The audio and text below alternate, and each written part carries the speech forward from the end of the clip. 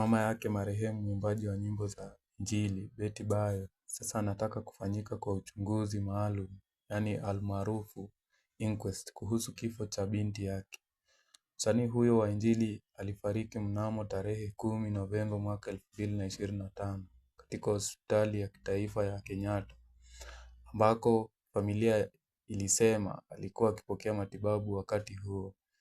Msemaji wa familia akiwa pamoja na mume wa mwimbaji huyo, Hiram Gitau, alisema kwamba alifariki kutokana na leukemia.